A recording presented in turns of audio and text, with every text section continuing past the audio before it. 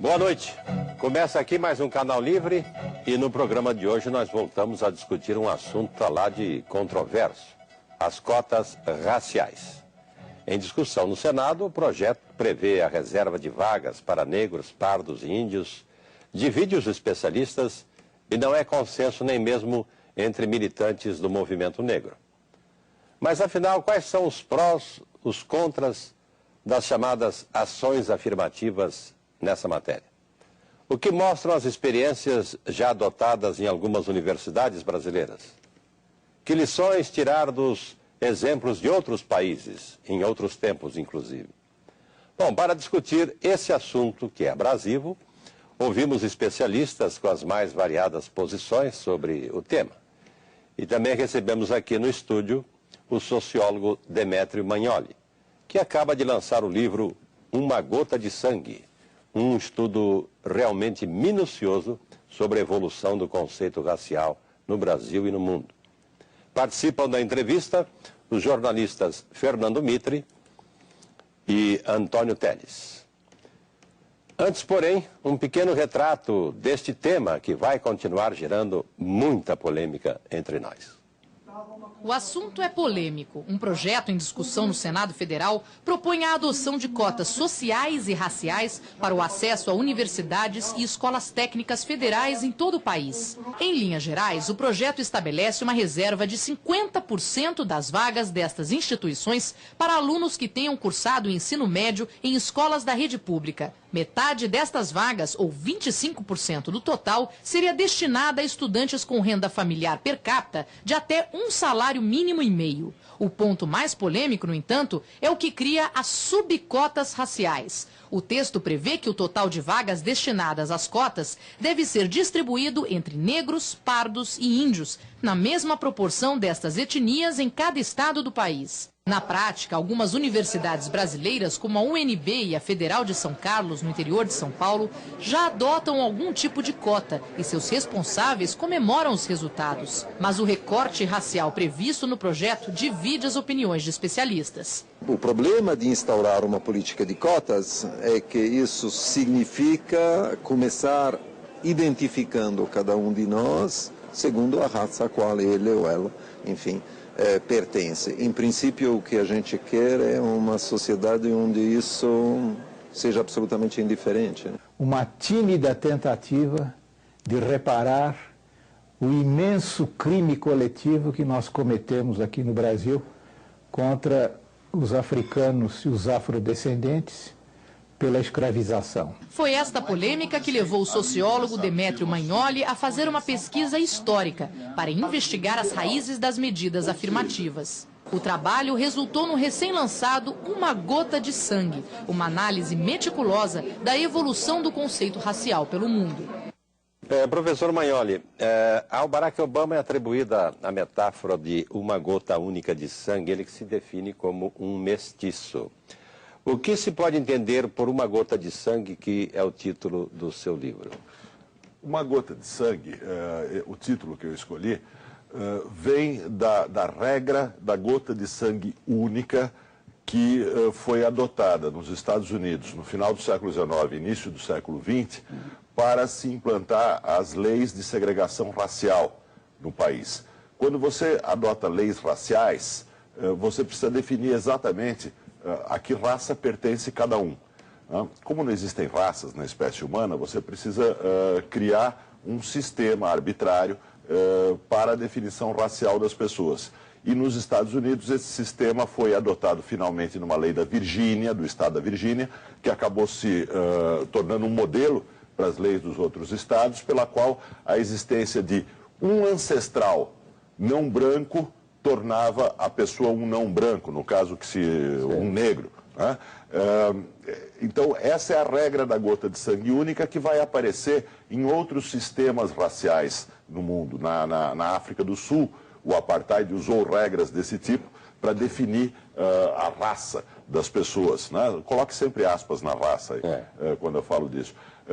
Na Alemanha nazista, se utilizaram regras de gota de sangue única para se definir quem é judeu e quem não é judeu, para fazer uma definição racial lá na Alemanha nazista. Então, é daí que vem o título da regra da gota de sangue única. Como no Brasil, né, a mestiçagem, a miscigenação é muito intensa e principalmente muito óbvia, e muito reconhecida, né? Crescente, muito óbvia, muito reconhecida, muito presente na consciência das pessoas, nós nunca tivemos no Brasil uma regra da gota de sangue única, né? Hoje, com as políticas de preferências raciais que se adotam no Brasil, se procura criar uma regra da gota de sangue única através, por exemplo, desses sistemas de comissões universitárias que fotografam candidatos ou que entrevistam candidatos e que os rotulam como pertencentes a esse ou aquele grupo racial. É uma tentativa de eliminar da consciência das pessoas e da lei a existência dos censos, a existência de pardos, a existência de uma imensa parcela, mais de 2/5 da população brasileira, que no fundo estão dizendo não pertenço a raça nenhuma. Ou seja, estão dizendo, sou um ser humano, não sei definir a minha raça porque eu acredito na ciência, entre outras coisas, e sei que raças não existem. Professor, como é que o senhor vê a afirmação de um intelectual que acabou de dizer que isso é tudo que se faz no Brasil hoje para estabelecer cotas de privilégios para pessoas de outra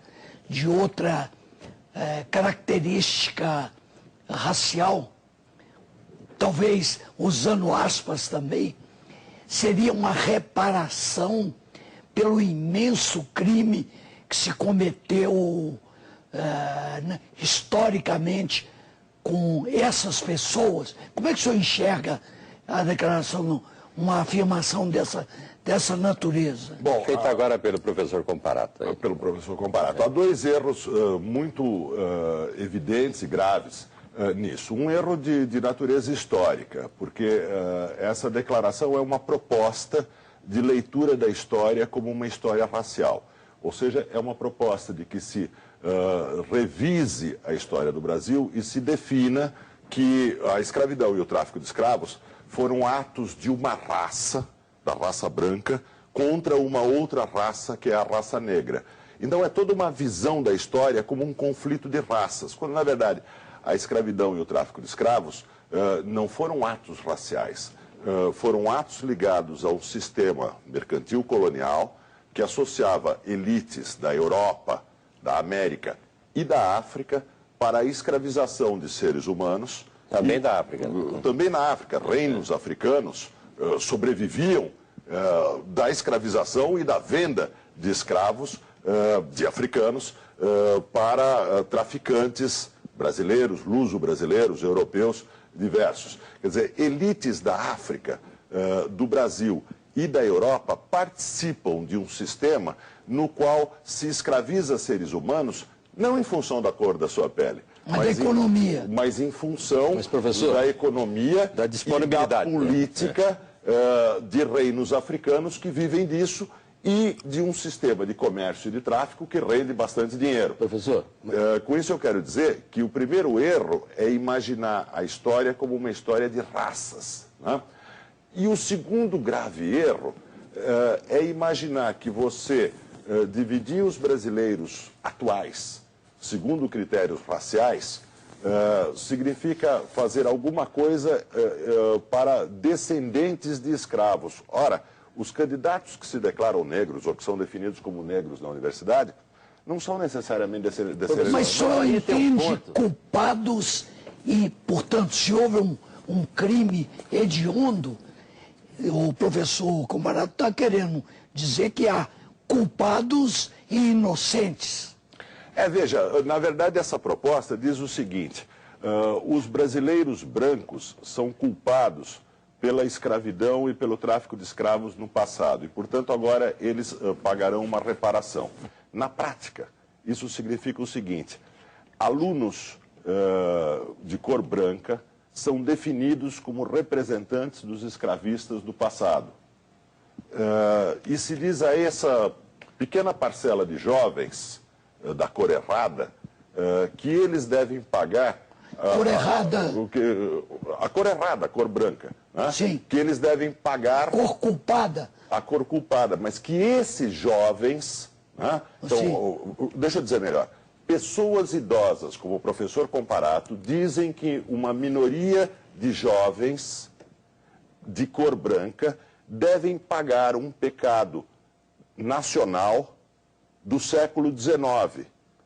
A nação, portanto, não precisa fazer nenhum esforço, não precisa pôr dinheiro nenhum para fazer com que a universidade seja uma oportunidade aberta para todos, para fazer com que a educação de bom nível atinja todos os alunos e todos os pobres de todas as cores desse país. Ninguém precisa desviar o dinheiro dos caças comprados recentemente para fazer uma revolução na educação, mas que isso se resolve apontando um dedo para um conjunto de jovens, muitos deles pobres, né, de pele clara, de escolas públicas, e dizendo: esses jovens pagarão por um pecado histórico cometido no século XIX, porque eles serão magicamente definidos como representantes dos escravistas do século XIX.